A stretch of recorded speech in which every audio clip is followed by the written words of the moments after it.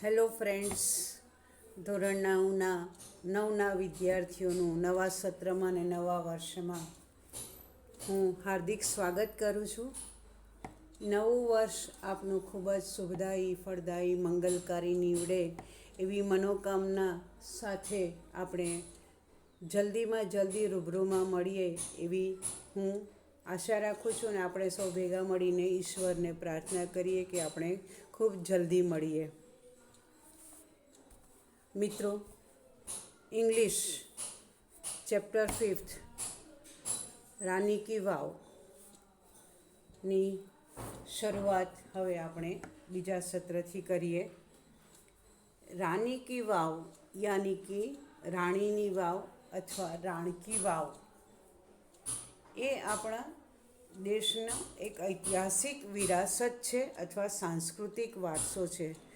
સાંસ્કૃતિક વારસો અથવા ઐતિહાસિક વિરાસત એટલે કે એ સ્થાનની ભવ્યતા, એ સ્થાનની રચના, એ કેટલા વર્ષો પુરાણું છે અને એ છતાં પણ એની ભવ્યતા એવી ને એવી, એની ચાહના, એની લોકપ્રિયતા ખૂબ અકબંધ રહે એવા સ્થાનોમાં આ એક રાની કી વાવ એ આપણો ઐતિહાસિક અમૂલ્ય ખજાનો છે.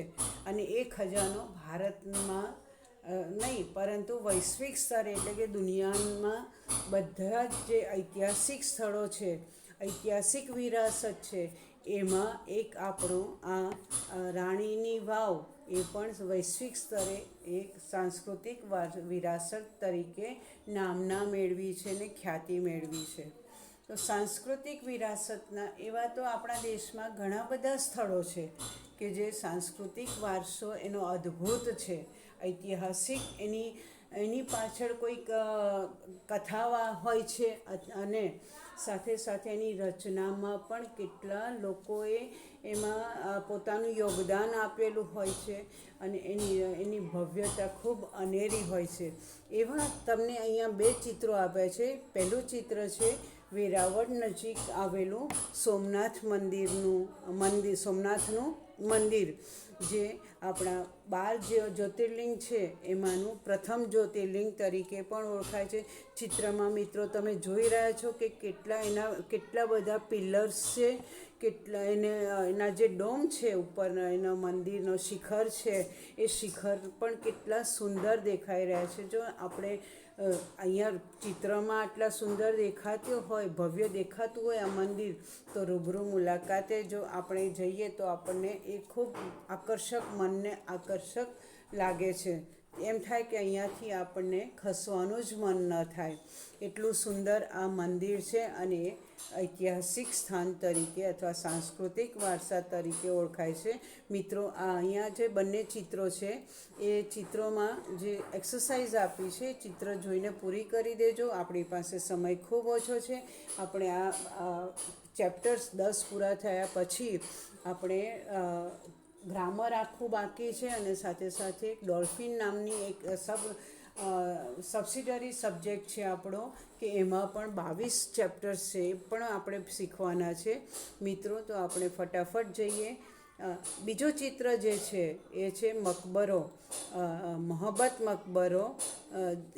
એના જે મિનરેટ્સ એટલે જે પેલા આગળ બે પિલર્સ ને એની ફરતે જે દાદર છે એ મિનરેટ્સ અથવા માઇનરેટ્સ, તો એ કેટલા સુંદર દેખાય છે. એની રચના કેટલી અદ્ભુત, એની કલાકૃતિ, કારીગરી કેટલી અદ્ભુત દેખાય છે. તો આવા ઐતિહાસિક ઘણા બધા સ્થળો અથવા સાંસ્કૃતિક વારસા તરીકે ખ્યાતિ પામેલા આપણા દેશમાં આવા તો ઘણા બધા સ્થાન છે. તો એનો આપણે સમય મળે ત્યારે એનો ઉપયોગ કરી અને તમે જોઈ લેજો. તો ખાલી બીજા આમાં યુટ્યુબમાં બીજું ગેમ્સ રમવી અને બીજું જોવું એના કરતાં આવું કંઈક જોશો તો તમારું નોલેજ વધશે. તો મિત્રો, હું આપને અનુરોધ કરું છું તમે આનો મોબાઈલનો ઉપયોગ કરો, પણ એમાંથી કંઈક નવું શીખવાનું, નવું જાણવાનું મળે એવું તમે ઉપયોગ કરજો મોબાઈલનો. ચલો તો મિત્રો, હવે આપણે આપણા મુખ્ય પાઠ પર જઈએ. રાની કી વાવ. અહીંયા મિત્રો જો સુંદર ચિત્ર આપેલું છે. આ ચિત્ર પરથી જ એની અદ્ભુત કલા કારીગરી અને એની ભવ્યતા અહીંયા દેખાઈ રહી છે.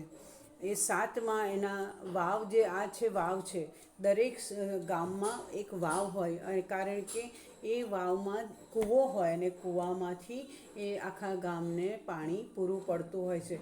તો વાવ એ પણ એક જલ સ્ત્રોત જ છે. જેમ નદી, કૂવા, તળાવ એ બધા જેમ પાણીના સ્ત્રોત છે ને, એમાં વાવ પણ એક પાણીનો સ્ત્રોત છે. ને આ એની ભવ્યતા અનેરી છે. અને એ વૈશ્વિક, નોટ ઓન્લી ઇન ઇન્ડિયા, ભારતમાં નહીં, વૈશ્વિક સ્તરે એ સાંસ્કૃતિક વિરાસત ધરોહર તરીકે એ સ્થાન પામ્યું છે. તો એનું એ કે એની રચના કેવી છે, એની સાઇડ વોલ્સ પર કોના કોના ચિત્રો છે, એ બધું આપણે આ પાઠમાં ભણીએ. So let's read the lesson. Rani ki Vav, the stepwell, is an approved site on the world heritage. રાણીની વાવ અથવા રાણકી વાવ એ શું છે? એ વૈશ્વિક સાંસ્કૃતિક વિરાસત તરીકે મંજૂર કરેલું સ્થાન છે. મેં આગળ કહ્યું ને કે ભારતમાં નહીં, વૈશ્વિક સ્તરે એ સાંસ્કૃતિક વારસા અથવા સાંસ્કૃતિક ધરોહર તરીકે સ્થાન પામ્યું છે. તો એને વૈશ્વિક સ્તરે આવું કોણ સ્થાન આપે? તો એના માટે એક સંસ્થા છે યુનેસ્કો નામની, અને એ સંસ્થાના કમિટી મેમ્બર, સમિતિના સભ્યો દરેક આવા સાંસ્કૃતિક વારસા, ઐતિહાસિક સ્થળોની મુલાકાત લે.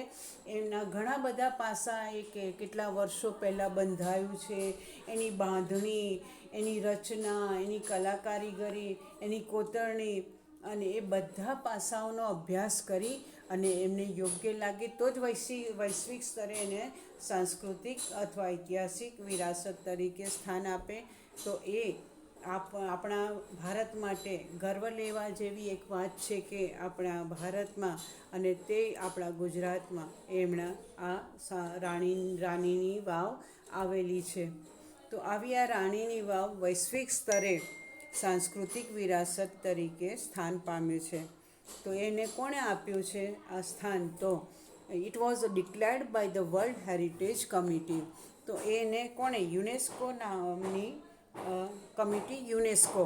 તો યુનેસ્કો નામની જે સંસ્થા છે, એ સંસ્થાએ એ વૈશ્વિક સંસ્કૃતિ સમિતિ દ્વારા તેને આ સાંસ્કૃતિક વિરાસત તરીકે સ્થાન આપવામાં આવ્યું છે અથવા જાહેર કરવામાં આવ્યું છે. UNESCO has recognized this masterpiece as an exceptional example of water management system. તો એક્સેપ્શનલ એટલે કે અસાધારણ, એના જેવું કંઈ જ નથી, યુનિક.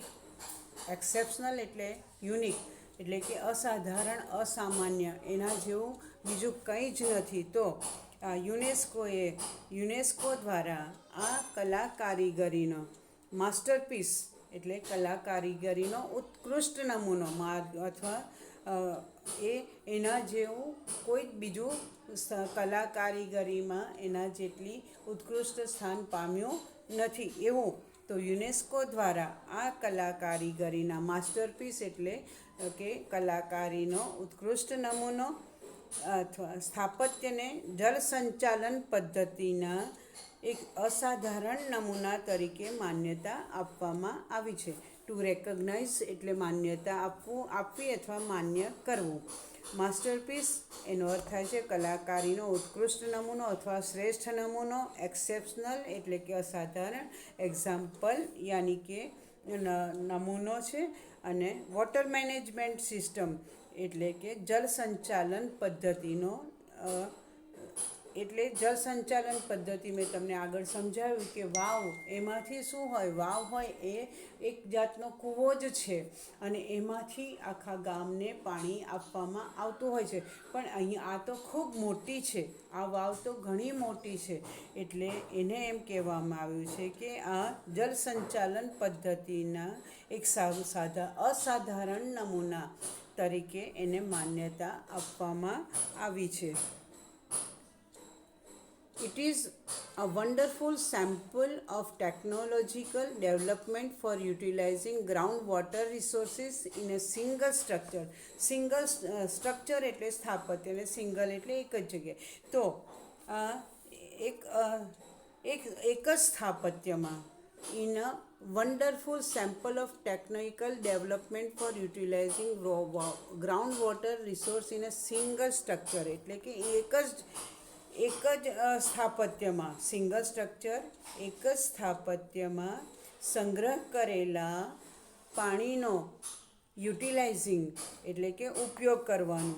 અને એ કેવી રીતે? તો ટેકનોલોજીકલ ડેવલપમેન્ટ એટલે વિકાસ, ને ટેકનોલોજી એટલે ટેકનોલોજી અથવા આપણે શું કહીએ તંત્રજ્ઞાન. ટેકનોલોજીનું ગુજરાતી છે તંત્રજ્ઞાન. તો એક જ સ્થાપત્યમાં સંગ્રહ કરેલા પાણીના ઉપયોગ માટે તંત્રજ્ઞાનના એટલે કે ટેકનોલોજીના વિકાસનો આ એક અદ્ભુત વન્ડરફુલ એટલે કે અદ્ભુત અને સેમ્પલ એટલે કે નમૂનો છે. કારણ કે એક જ જગ્યાએથી આખા ગામને પાણી પૂરું પડતું હોય એટલે કેટલું બધું ત્યાં આગળ પાણીનો સંગ્રહ થતો હોય. તો આ ખૂબ મોટી વાવ છે, એટલે આ એક એ ઉત્તમ નમૂનો અથવા અદ્ભુત નમૂનો પાણીના સંગ્રહ માટે ઉત્તમ નમૂનો છે. It is also a unique illustration of breaking large spaces into smaller volumes with artistic presentation. Artistic A presentation એટલે આર્ટિસ્ટિક એટલે કલાત્મક અને પ્રેઝન્ટેશન એટલે રજૂઆત અથવા પ્રદર્શન. અને યુનિક આગળ કીધું ને, યુનિક એટલે અસાધારણ, અસામાન્ય, એના જેવું બીજું હોય તે એવું નહીં તે. અને ઇલસ્ટ્રેશન એટલે ઉદાહરણ અથવા તો દાખલો. અને breaking large spaces into smaller volumes એટલે કે મોટા એક વિશાળ વિસ્તારનું નાના નાના ભાગોમાં વિભાજન કરવું. બ્રેકિંગ એટલે વિભાજન કરવું. એક વિશાળ વિસ્તારનું નાના નાના ભાગોમાં વિભાજન કરીને કે શું કર્યું છે એને? તો એને કલાત્મક રીતે રજૂ કરવાનું આ એક અનન્ય યુનિક એટલે કે અનન્ય અને ઇલસ્ટ્રેશન એટલે કે ઉદાહરણ છે. Rani ki Vav has a great appeal to every observer એટલે મુલાકાતીઓ. ત્યાં ટુ ઓબ્ઝર્વ એટલે જોવું, પણ અહીંયા જોવું નહીં, જોનાર અથવા મુલાકાતીઓ અથવા મુલાકાતે આવનાર. તો દરેક મુલાકાતી માટે રાણીની વાવ એ શું છે? As a great appeal. Appeal એટલે અહીંયા દલીલ નથી કરવાની, પણ એને મનને આકર્ષે છે. જે મુલાકાતીઓ ત્યાં એની મુલાકાત આવે છે, મુલાકાત માટે આવે છે અથવા જોવા માટે આવે છે, તો એમના માટે આ રાણીની વાવ ખૂબ જ આકર્ષક છે, મનને મોહી લે છે. હવે એની સ્થાપના કોણે કરી, એનો ઉદ્ભવ ક્યારે થયો અને કોણે એની સ્થાપના કરી? તો queen Udayamati, the widow of king Bhimdev first, constructed this vow between 1022 and 1063 AD. તો આ વાવ કોણે બનાવી હતી ને ક્યારે બનાવી હતી? તો આ વાવ રાજા ભીમદેવ ફર્સ્ટ પહેલાંની પત્ની Rani Udayamati, widow of king. Widow એટલે કે રાજા તો ન રહ્યા, એમની પત્ની કેવા હતા? રાજા ન રહ્યા એટલે પત્ની કેવા? વિધવા થયા. તો એ રાજા ભીમદેવ ફર્સ્ટ અથવા પહેલાંના વિધવા પત્ની અથવા વિધવા રાણી ઉદયમતીએ કન્સ્ટ્રક્ટ એટલે કે રચના કરવી, રચવું. તો એની રચના ક્યારે? તો 1022 અને 1063ની એડી દરમિયાન આ બંધાવી હતી. ઈસવીસનની 1022થી 1063 દરમિયાન બંધાવી હતી. Rani ki Vav has become one of the most popular places to visit in Gujarat. અને આ રાણીની વાવ જે છે એટલે પોપ્યુલર એટલે લોકપ્રિય. તો ગુજરાતમાં જોવાલાયક જે સ્થળો છે એમાંનું આ એક રાણીની વાવ પણ એક જોવાલાયક અથવા લોકપ્રિય સ્થળ છે. King Bhimdev first belong to the Solanki dynasty of Anhilwad Patan. તો અનહિલવાડ પાટણ તમે ઇતિહાસમાં ભણ્યા તો હશો જ કે ભીમદેવ ફર્સ્ટ અણહિલવાડ પાટણના ડાયનેસ્ટી એટલે કે એનો વંશજ. તો રાજા ભીમદેવ પહેલાં અણહિલવાડ પાટણના સોલંકી વંશના રાજવંશજ હતા અથવા વંશજ હતા. એ તમે ઇતિહાસમાં ભણતા હશો, મુગલ વંશ, સોલંકી વંશ, એ બધા. તો એ કયા વંશના હતા? રાજા ભીમદેવ સોલંકી રાજવંશના વંશજ હતા. અને ક્યાંના? અણહિલવાડ, પાટણના. તો એમના મૃત્યુ પછી એ શું થયું? તો after his death, Udayamati took up the project for solving the problem of water scarcity faced by the people of Patan. Scarcity એટલે અછત. હવે તે સમયે ત્યાં આગળ પાટણમાં શું હતું? પાણીની ખૂબ જ અછત હતી. તો ત્યાંના લોકો પાણી માટે ખૂબ તડવડતા હતા. તો આ પાણીની અછતના નિવારણ માટે કંઈક તો કરવું જોઈએ. એટલે રાણી ઉદયમતીએ આ પ્રોજેક્ટ એટલે કે આ પ્રોજેક્ટ હાથ ધર્યો. પ્રોજેક્ટ એટલે યોજના હાથમાં લીધી કે મારા રાજ્યના લોકોને પાણી પૂરેપૂરું મળવું જ જોઈએ. તો આફ્ટર હિઝ ડેથ એટલે કોને? રાજા ભીમદેવ ફર્સ્ટના મૃત્યુ પછી ઉદયમતીએ took up the project for solving the problem of water scarcity faced by the people of Patan. પાટણના લોકોની આ પાણીની અછતની સમસ્યાનો ઉકેલ લાવવા માટે રાણી ઉદયમતીએ આ યોજના હાથમાં લીધી. આ વાવ બનાવવા માટેની યોજના એમણે હાથમાં લીધી. Unfortunately, the queen also died before the completion of this structure. આ કામ હાથમાં તો લીધું, ઘણું બધું અડધે સુધી કદાચ આવી ગયું.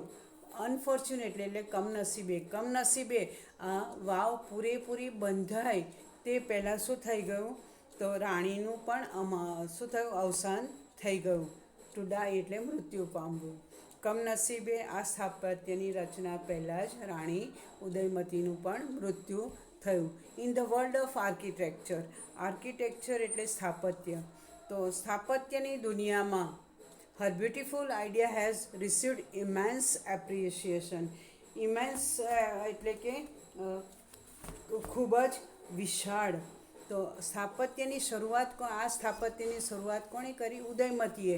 તો એના સ્થાપત્યની દુનિયામાં એમના રાણીની કલ્પના જે હતી આ વાવ બંધાવવાની, એની ખૂબ જ પ્રશંસા થઈ.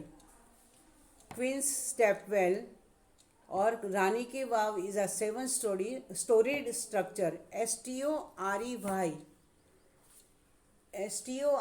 સ્ટોરી એટલે વાર્તા, અને STORY એટલે માળ. પહેલો માળ, બીજો માળ, ત્રીજો માળ, ચોથો માળ. આપણી સ્કૂલ કેટલા માળની છે? 4 સ્ટોરીડ, 4 માળની છે. એટલે એને STORY રીતે લખવાનો, RY ન લખાય. તો આ જે રાણીની વાવ જે છે એ શું છે? સ્ટ્રક્ચર એટલે સ્થાપત્ય. કેટલા માળનું સ્થાપત્ય છે? તો 7 માળનું સ્થાપત્ય છે. This east facing stepwell is 64 meters long. East facing એટલે east એટલે પૂર્વ. તો પૂર્વ તરફ એનું મુખ, જે રાણીની વાવનું જે મુખ છે એ કઈ તરફ છે? પૂર્વની તરફ. એટલે એને શું કહેવામાં આવે? પૂર્વાભિમુખ. તો આ પૂર્વાભિમુખ વાવ કેટલા મીટર લાંબી છે? તો 64 મીટર લાંબી છે. 20 મીટર્સ વાઇડ એટલે પહોળી. તો 20 મીટર પહોળી અને 27 મીટર્સ ડીપ એટલે ઊંડી. કેટલા મીટર ઊંડું છે? 27 મીટર ઊંડી છે આ વાવ. 64 મીટર લાંબી, 20 મીટર પહોળી અને 27 મીટર ઊંડી છે. ઈચ સ્કલ્પચર એટલે કે સ્કલ્પચર એટલે શિલ્પકૃતિ, શિલ્પો, મૂર્તિઓ. તો ઈચ સ્કલ્પચર પેસેજ એટલે પરસાળ, અથવા આપણે જે લોબી કહીએ ને તે.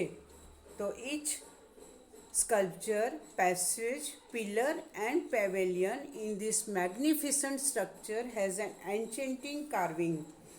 Enchanting એટલે મંત્રમુગ્ધ કરી દે તેવું, મનમોહક અથવા ખૂબ જ આકર્ષક. અને પેવેલિયન એટલે આપણે બાંધકામ કરેલો મંડપ આપણે જ્યારે પેલો કાપડનો બાંધે છે એ મંડપ નહીં, પણ આ આપણે મંડપ એટલે કે પાક્કું બાંધકામ જેનું થયું હોય એ. હવે આપણી સ્કૂલમાં આપણે એન્ટર થઈએ તો સીધું ક્લાસમાં જવાય છે ના, આપણે દાદર ચડી અને પછી જે વચ્ચેનું બાંધકામ આવે છે, વચ્ચે જે પરસાળ જેવું છે એ મંડપ કહેવાય. કારણ કે પાક્કા ઈંટ ચૂનાનું બનેલું મકાન છે એને શું કહેવાય? પેવેલિયન કહેવાય. તો ઈચ સ્કલ્પચર એટલે કે દરેક શિલ્પકૃતિ, પેસેજ એટલે માર્ગ, એટલે ખૂબ પહોળો લાંબો છે ને, એટલે ત્યાંથી ચાલીને અંદર જવું પડે ને, એટલે એ માર્ગ. પછી પિલર એટલે સ્તંભ અથવા થાંભલો, અને પેવેલિયન એટલે કે મંડપ પર એ બધાની ઉપર ત્યાંથી પસાર થઈએ એટલે જે વોલ આવે, દિવાલ આવે, એ બધાની ઉપર પિલર પર, રસ્તામાં જતા સાઈડ વોલ્સ પર, પછી આ શિલ્પકૃતિઓ જે કોતરણી શિલ્પો મૂર્તિઓ મૂકેલી છે તે, એ બધાની પર શું છે? એન્ચેન્ટિંગ કાર્વિંગ એટલે કોતરણી છે. તો એ એન્ચેન્ટિંગ એટલે મંત્રમુગ્ધ કરી દે તેવી કોતરણી છે. મેગ્નિફિસન્ટ સ્ટ્રક્ચર એટલે ખૂબ જ સુંદર એની રચના છે. હવે એની દિવાલો જે છે, ઓન ઇટ્સ સાઇડ વોલ્સ, એની બંને બાજુની દિવાલ છે, ધેર આર અરાઉન્ડ 800 સ્કલ્પચર્સ. તેની લગભગ કેટલા એની સાઇડ વોલ્સ પર એટલે દિવાલો પર કેટલા છે? લગભગ 800 જેટલી શિલ્પકૃતિઓ છે. મિત્રો, થોડોક પાઠ અઘરો છે અને થોડોક લાંબો પણ છે, એટલે મિત્રો આપણે આ પાઠને લગભગ 3 કે 4 વિડીયોઝમાં વિભાજિત કરીને શીખીશું. બહુ લાંબુ કરવા જઈશું તો કશું જ યાદ નહીં રહે. તો મિત્રો, અહીંયા સુધી આપણે જેટલું મેં તમને સમજાવ્યું એને 2, 3, 4 વાર વાંચજો, સમજજો, અથવા વિડીયોમાં સાંભળજો તમે બરાબર. કારણ કે અઘરા શબ્દો પણ અઘરા છે, અને આ ઐતિહાસિક પાઠ છે ને, એટલે થોડોક શું કહેવાય, આપણને બહુ મજા ન આવે. જેને ઇતિહાસમાં રસ હોય એને મજા આવશે, પણ જેને ઇતિહાસમાં હોય ને રસ, એને કદાચ બોરિંગ લાગે. એટલે બોરિંગ ન લાગે માટે 2-3 વખત સાંભળજો વિડીયોને, તો જ સમજી અને તમને આગળ જાણવાની ખૂબ મજા આવશે. નેક્સ્ટ વિડીયોમાં મળીએ, ત્યાં સુધી મિત્રો રજા લઈએ. Have a nice day. Enjoy your studies.